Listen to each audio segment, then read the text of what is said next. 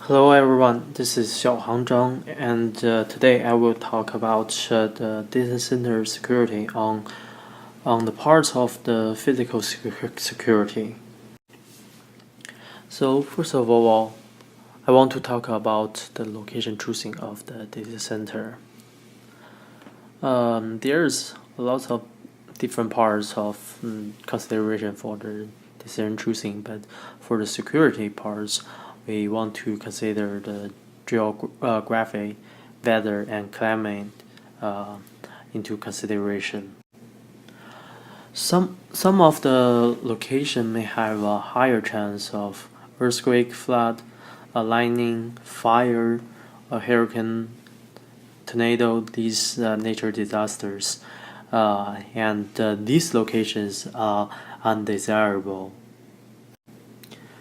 We don't want our data center have a higher chance like happens in the photo here.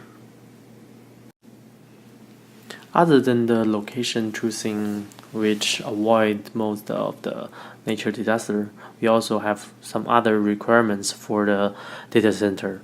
First of all, we have to have a good fire protection for the data center in case of the fire will destroy the infrastructure and also the data in the data center.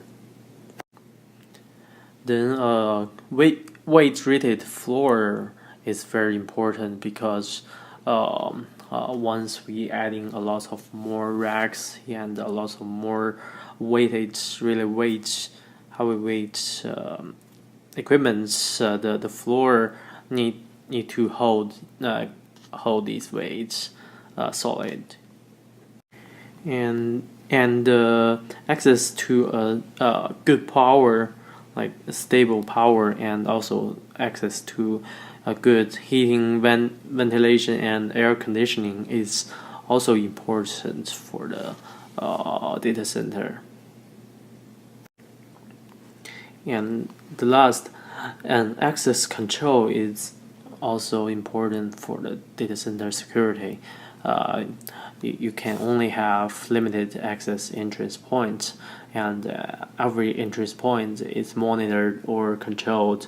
That will lower the chance of the data being physically attacked. There are several environmental designs that can increase the security. One is building fences, walls, and gates, which is the first layer of the physical security, and make some natural barrier and open space, so it's easier for the surveillance videos, and good lighting for the data center, and good surveillance cameras around all corner of the data center. Also, alarm system is important for finding any physical attack to the data center. For limited control, the easiest way is getting key cards or old-fashioned keys, and good locks for the data center, and people can only access it with the key cards or the keys. That's the traditional way. And any guest to the data center must be given the access with the escort. Like somebody have to follow him, and after his visit, the responsible people have to escort the guest to the exit of the data center. Also, proximity badges or biometric passes are good for the limited access if we can have them, or it's easier to have for the data center. Also, for some special rooms that like save some really important data, may necessary to have require two people to have access to the room at any time, so no one can be alone in the computer room. So that's an extra security strategy. So for the surveillance video cameras, there's several points. First of all, we have enough cameras, and it should be a closed circuit videos, and also a motion detector will be good to highlight any any attackers come in.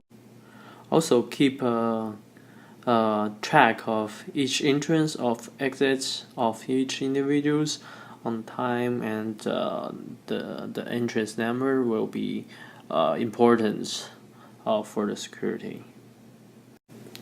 And the next thing I want to talk about is the power for the data center, rather than the power that Eric has taught about in the class, the power efficiency and this stuff.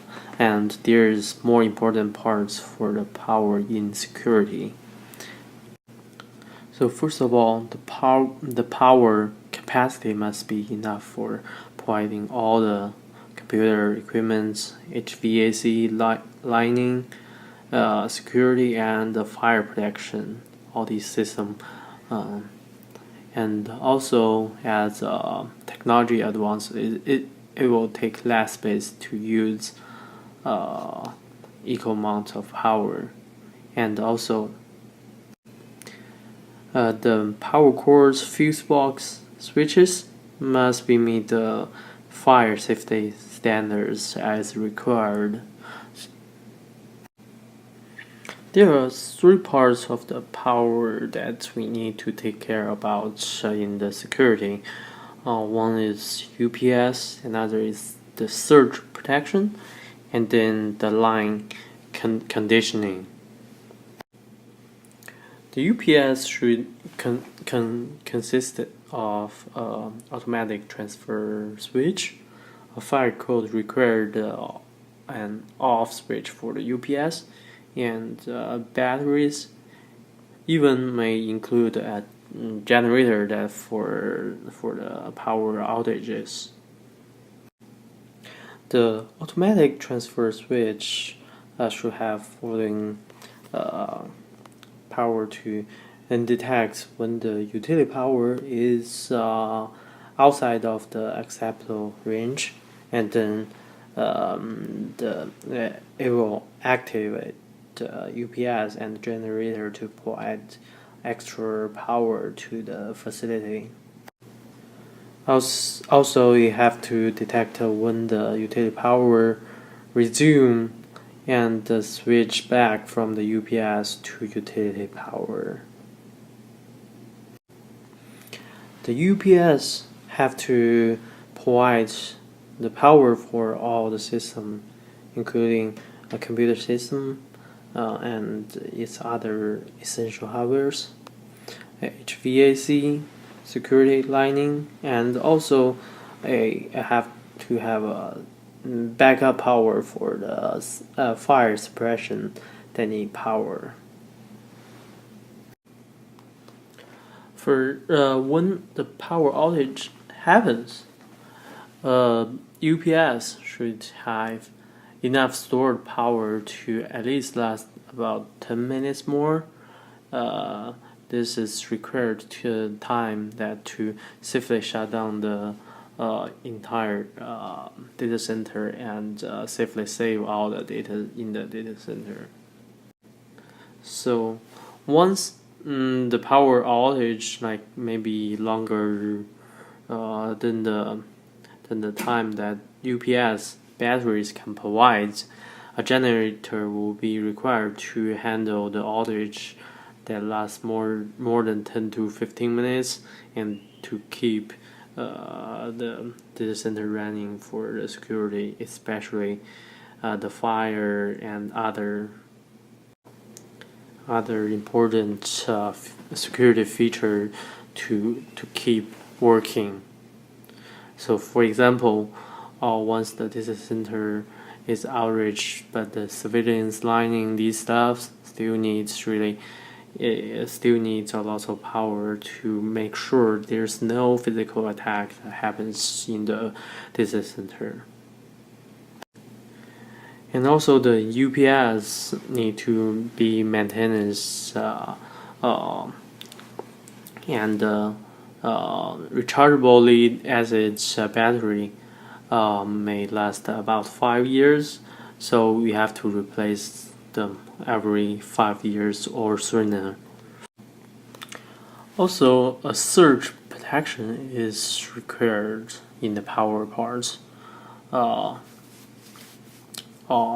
It required to protect against the jumps in the voltage that may break the computers or other sensitive electronics in the system by the unusual power source.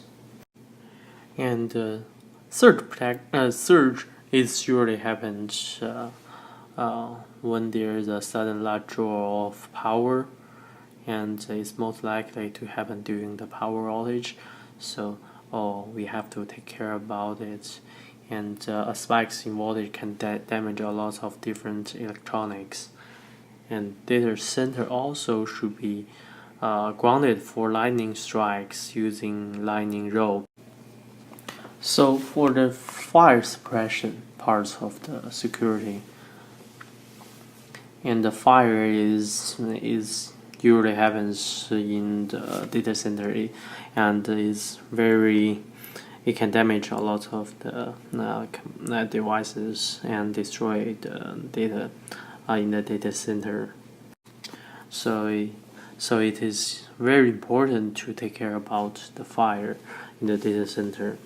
The fire suppression system may need a power that is separate from everything else, even include the computer system UPS, because sometimes the battery of the UPS is the source of the fire.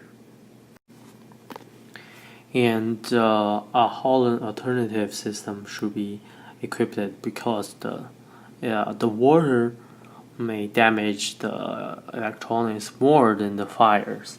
Once we use just water-based fire suppression system, so the Holland alternatives are used to reduce the oxygen in the room. However, it have to remain enough oxygen for the human that may still in the data center to breathe to alive. So that's another issue we need to consider in the data center. So CO2 system much cheaper, but may cause some other greater condensation compared to other alternatives as suppressants. So CO2 is not recommended. And also, if the fire suppression is activated, we should power down the system and evacuate all the personnel that's working in the data center, and then shut down all the power and the UPS system. Contact the suppression expert to come and maintain a really good fire evacuation plan that will help for the data center.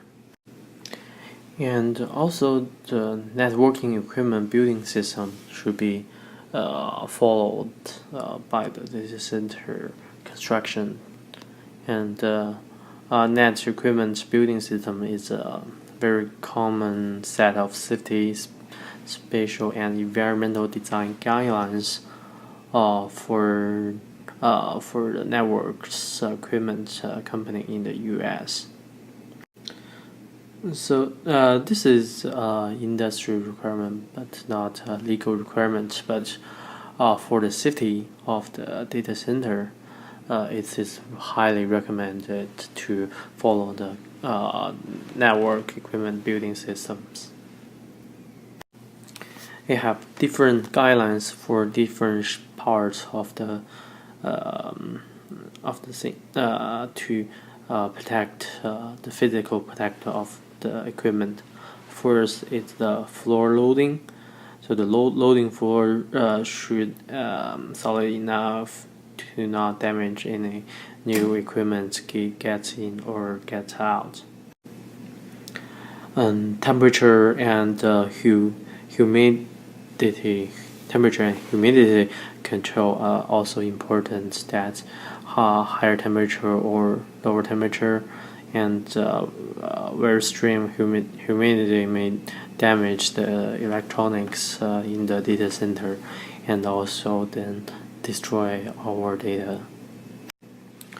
Fire protection has been talked before, and airborne contamination and also noise level important to take care for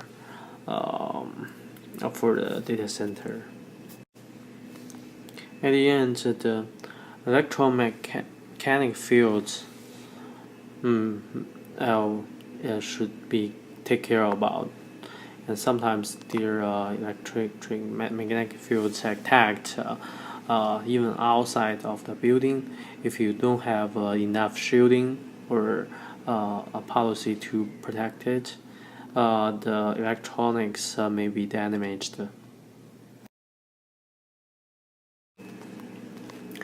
Also, electrostatic discharge may happen sometimes, and these high voltage discharge may short or blow up some of the sensitive electronics in the data center and destroy our equipment and data. A good lightning protection should be present for the data center design. Lightning happens usually in almost all over the world. Even you choose a